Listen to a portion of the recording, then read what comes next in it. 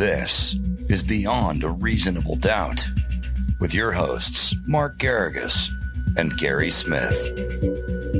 So, young GPS, how are you today? Happy Easter. I'm well, Mark. Happy Easter to you. Thank you. Did you take the little one egg hunting, or did you fall down on your obligation? No, he got his basket this morning. He's currently at church, and then we will be doing an egg hunt at the house later this afternoon. Very good. You know, I will not say who, but I have given much grief to somebody for, I think it's, I can construct a whole theory about the fact that if you take your kids trick-or-treating, but not on an Easter egg hunt, that there's a satanic influence that I could really go deep on that. Yeah, that's certainly an easy argument to make, I would say. But no, he's been excited for the Easter Bunny for several weeks now, and we're having the whole family over to our house this afternoon for a probably rain-filled egg hunt. Wait, how old is the little one now? He is closer to 5 than 4. Okay, so do big Easter bunnies scare him or not? No, not anymore. No, he was visited at his school this week by an Easter bunny, and he was just rife with excitement to tell me about it when I got home.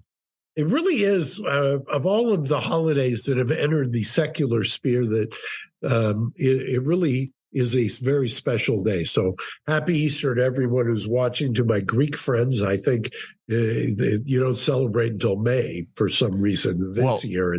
I would say I prefer that because personally, as a Catholic who's used to Easter, I don't like this March business. Yeah, it's relatively rare to have a March Easter. Yeah, absolutely. And I'd prefer it to go back to normal. So I'm looking forward to next year. Okay, you got it. Okay. As much as you and I would love to do a postmortem on Fonnie Willis, for those who are watching and have been watching for the last 2 months, that case is now up on appeal. The judge certified it to go up on appeal.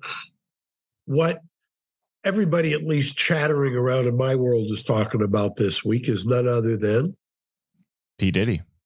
Yeah. Erstwhile client. Quite a show of force. Do you have any video of there were 2 search warrants? I told Gary, for all of you in the comments who talk about the serial killer dead eyes, and Gary has given a very cogent explanation as to why that is, where I don't warn him as to what I'm going to ask, and he's trying to look at the camera while searching at the same time, which is why he's got that far away hotel, Bristol hotel look. But the search warrants, which were executed by Department of Homeland Security, were done both at the Holmby Hills house, which is quite a house, and the Star Combs, the rapper and music. There's another example of how it works when we don't get to pre-plan. Sorry, I was trying to pull some video there. Okay, we're doing it extemporaneously, so maybe you could play it, and then I'll just circle back. But Florida and LA were the 2 places. Yeah, absolutely. Let's see here. Let me see if I can pull this up. Sorry, it's there was the one in LA was followed closely by some of the press. I saw Steve Gregory from KFI, which is one of our local radio stations, was following the investigators the rapper and music exec. Wow. As they raided the house. But here's one of the videos that we have that shows some of the raid from, I believe, a helicopter that was hovering close above. Sean Combs, the rapper and music executive, perhaps being linked to a sex trafficking investigation. He got some shots of a few people coming out of the home.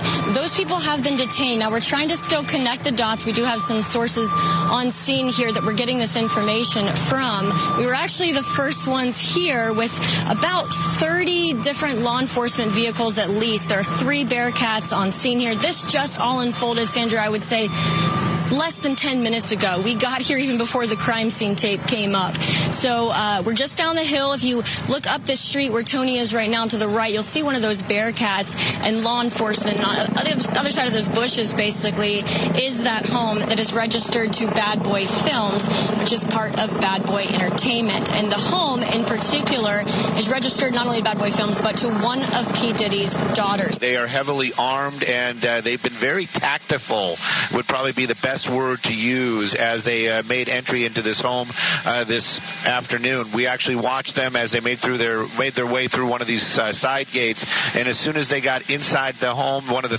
first things they did was made their way into this garage that you see is open right there. Now, they did take a couple people into custody. We witnessed that. Now, are they under arrest? Are they just being asked about what they know?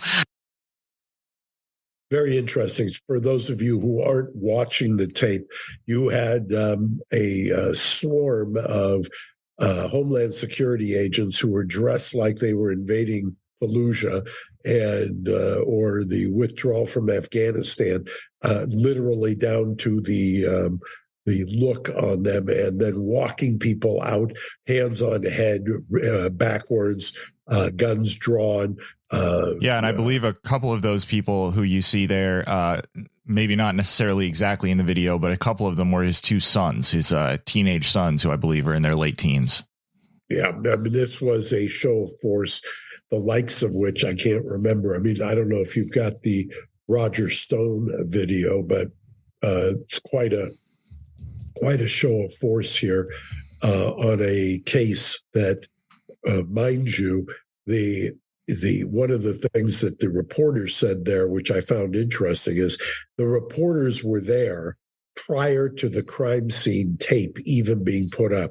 What a coincidence. They just happened to be in the neighborhood in Holmby Hills and just happened to have helicopters overhead and just happened to be getting film footage of a search warrant, presumably a secret search warrant that was signed by a federal magistrate under guarded secrecy with an affidavit signed by an affiant. And somehow the media was able to get there just out of nowhere, coincidentally, and watch the execution of that warrant. Doesn't that blow you away? Yeah, it's hard to believe, but also not that hard to believe, because I'm downloading right now and I'm about to show you a video that I referenced earlier of Steve Gregory from KFI, who was following Homeland Security as they approached the home. It's just, I would say hard to believe, but definitely not, given how long we've been doing this. It's going to take a second for this video to download. But one of the other things that really made waves in the wake of this was a story that his private jet took off from Van Nuys sort of in the same time period as these raids were going down and landed somewhere in the Caribbean. I can't remember the name of the airport that it landed at, but every news source, every Twitter user who was following this and making waves about it said that it was a location that does not have an extradition treaty with the United States. It turns out that I, at least from my viewing, that he has been spotted in the States several times since then. So I guess maybe he wasn't on the jet, or maybe he was and came back. But what was your read on the coverage of that? Well, to say, it reminds me of the story about the princess and how people were absolutely double and triple sourcing stories that were, at least so far, categorically untrue, false, and had nothing to do with what happened there.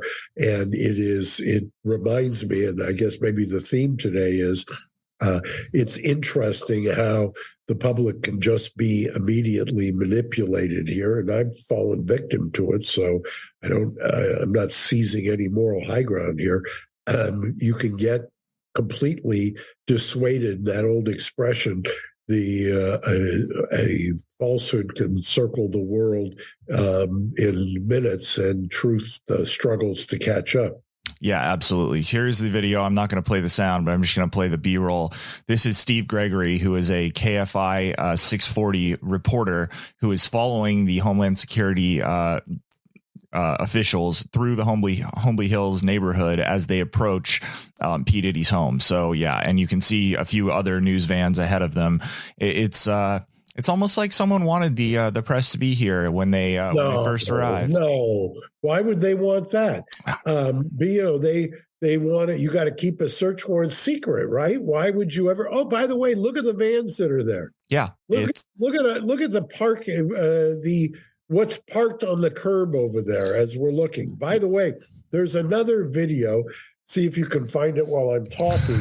That somebody drove up, and this also went. Oh, I saw this. Yeah, and the guy said he's a neighbor. I'm the next door neighbor, and Sean's got to stop bussing in minors at night. Did you see this? I did, absolutely. I've got it right here. It's just going to take me a second to download, but it's and boy, that went out, and us. Wow, neighbors are reporting P. Diddy buses in minors at night. And that went around as if it bore any resemblance to the truth.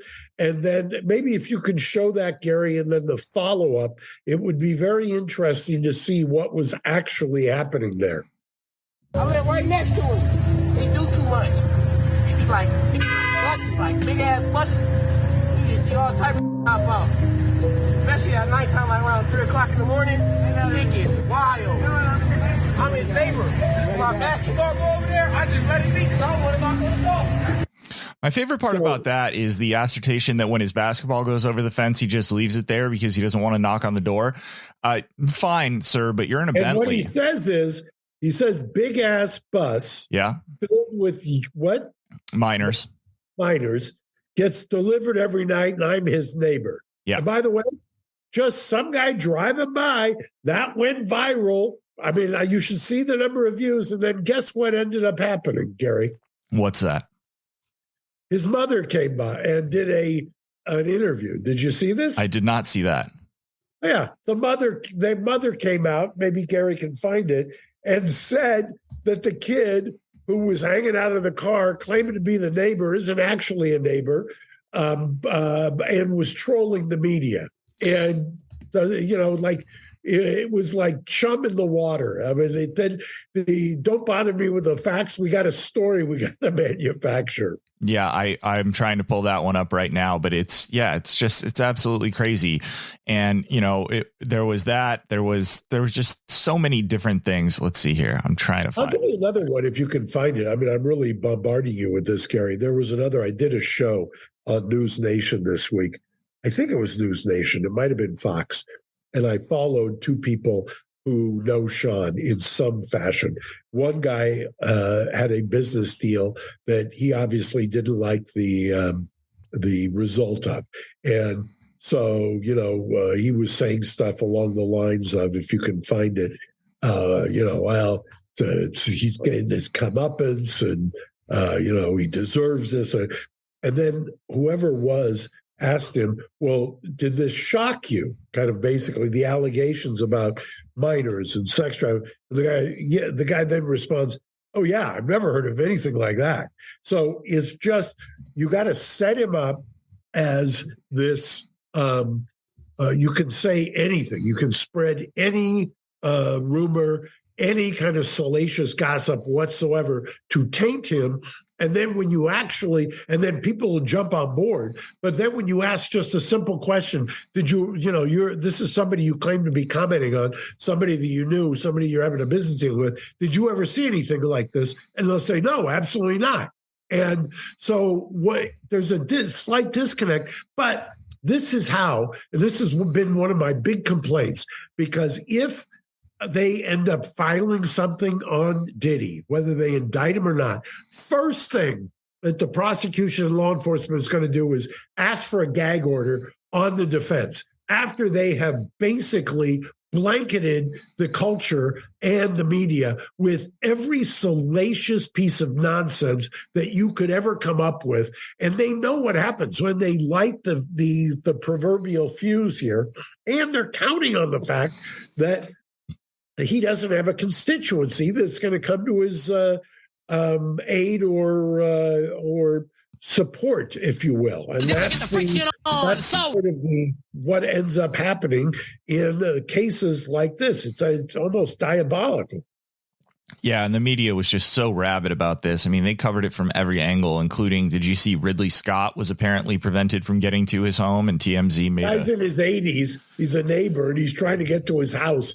And if you've got that, you should play that also, because here's somebody who is, by all accounts, legitimately a neighbor and not trolling the media. He's just trying to get home. Yeah, he was very frustrated. I don't know that I have that particular picture. I'm still looking for the Diddy neighbor mother thing, and I'm having a little trouble with that. But it's certainly I'm certainly not having trouble finding the stories. I'm just having trouble finding the video. But yeah, it's just wild the way the media has just covered just any hiccup in this story, because it's getting clicks, and it's certainly not going to break well for Diddy if it does in fact come to an indictment and a trial, because you're right, they will call for a gag order, but I will still be able to find 35 videos while I'm in the midst of doing a podcast that do not bode well for him. Hey everybody, what's up? It's Gina Grad. And when you're searching for the perfect piece of jewelry, it can be hard to find a brand you trust.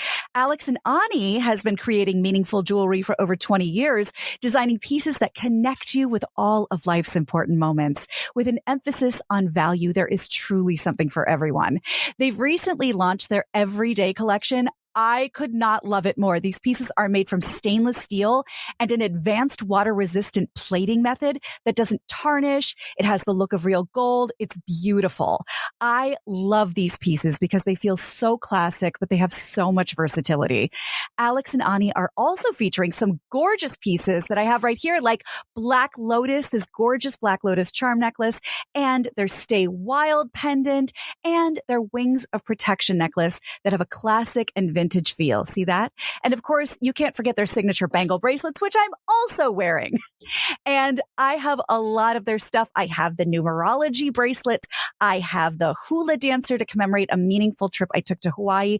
From classic to bold statement pieces, Alex and Ani makes it easy to sprinkle your personality into each piece or make a truly meaningful gift for someone you care about. Meanwhile, you can take comfort in knowing that you're shopping with a socially conscious brand, as Alex and Ani has donated over $60 million to nonprofits worldwide, connecting fashion and philanthropy in an easy, fun, affordable way.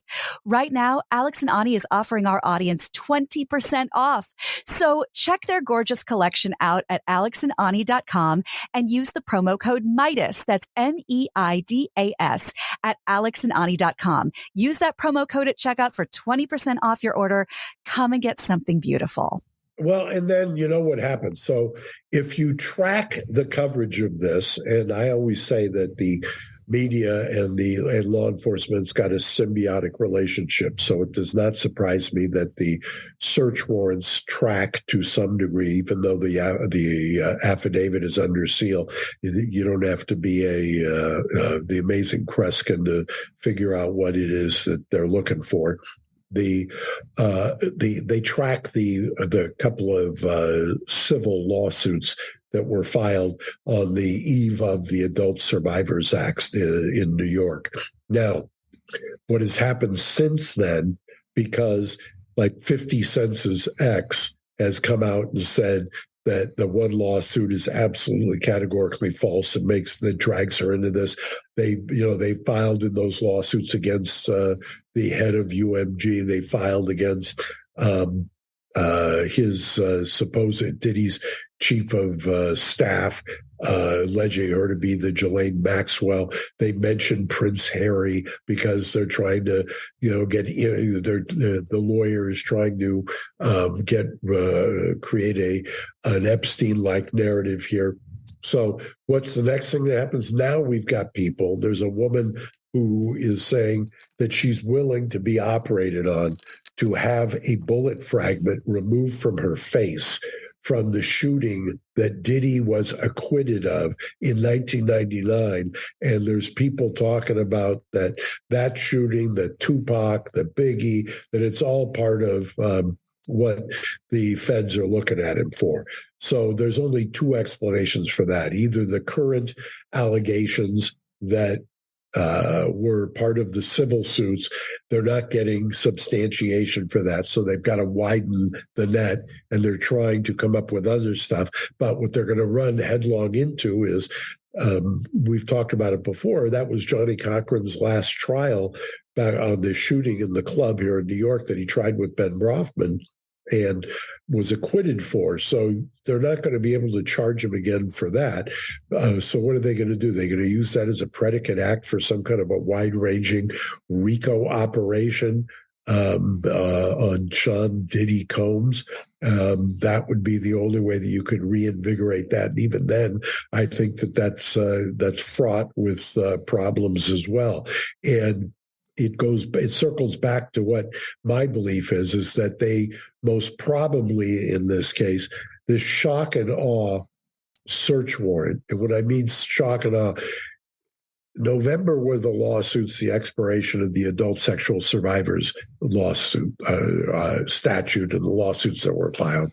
There were then a series of lawsuits that were filed. Most recently, this, what's his name, Little Rod. So for the feds to pick up on this, you either have to believe that they're acting at warp speed, A, they had a pre-existing investigation, B, or they've got somebody who's already cooperating, or C, that they've put somebody in front of a grand jury, presumably, didn't give them what they wanted, and this is a way to shake up witnesses. My guess is C, that they're trying to shake up witnesses. That's based on everything I've ever seen, has all the earmarks of that, because normally these kinds of shock and awe operations, whether it's Mar-a-Lago, Roger Stone, any of the others, an arrest takes place very shortly after that. We haven't seen that yet. And if you were his attorney, what exactly would you be concerned with at this point? And I'll say that as I show the pictures, just real quick, of Ridley Scott. Sorry.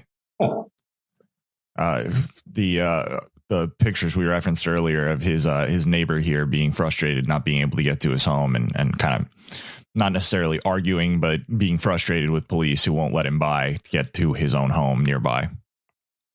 Well, one of the things I would counsel here, if you're worried about, and it would be foolish not to be, when you've got this kind of a show of force, are there going to be, is there a chapter 2 or chapter 3 or chapter 4?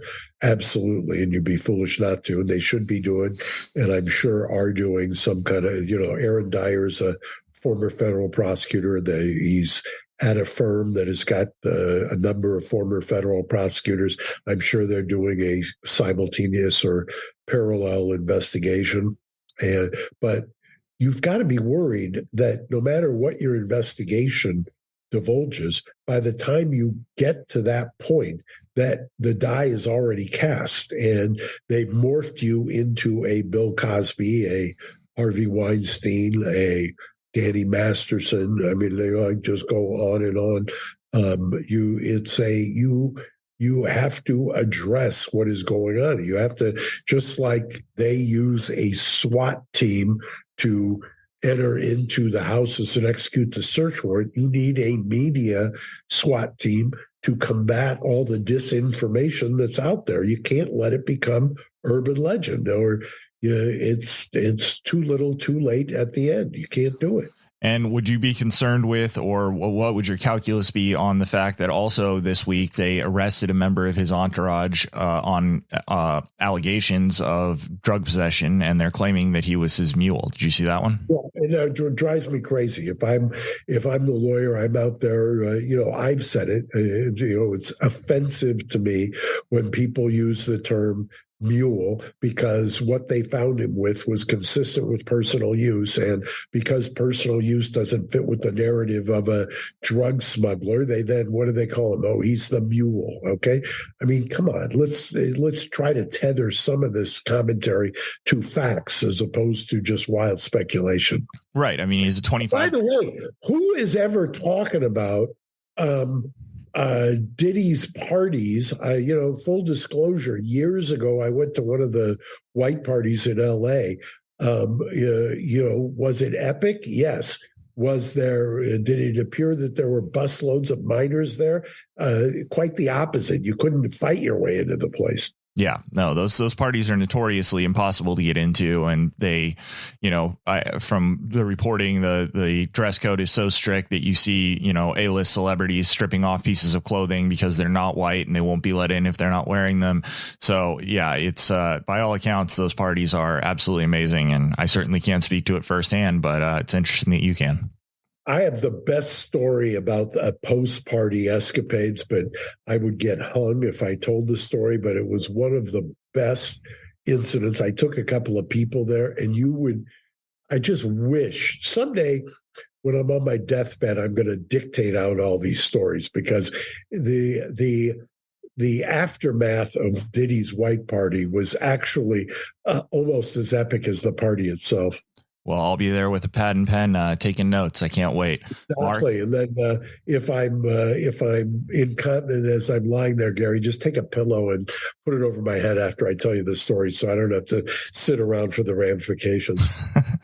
Fair enough. By the way, the line is not original with me. That used to be my father's line. Is, if I ever get to the point where you have to wheel me around and I become that guy, he says, just put a pillow over my head and put me out of my misery. Well, I think that's a reasonable sentiment, because it's one that I share as well. I hope that that's a long ways off for both of us. But yeah, it's no one wants to go out with a whimper. So here's hoping that we don't have to experience that. But Mark, have a great Easter. I'm looking forward to you being able to break your fast, and I look forward to seeing you in person sometime soon. You got it. Thanks, GPS, and have a wonderful, wonderful day with you and your family. Thank you so much. Bye-bye. Bye-bye. Thanks for listening to Reasonable Doubt. Subscribe on YouTube at youtube.com/Reasonable Doubt Podcast.